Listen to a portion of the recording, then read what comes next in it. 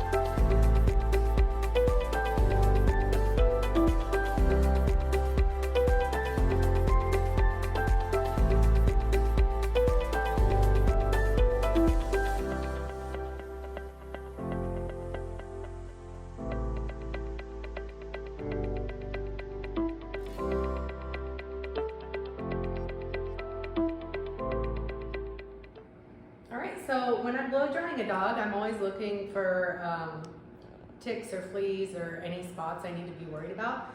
And when I was blow drying Gracie, I found a big old tick. So we are gonna get this thing off of her. Let's get it as close to the skin as you can. Grab it firmly and pull. There we go. We're gonna kill this sucker and clean it up.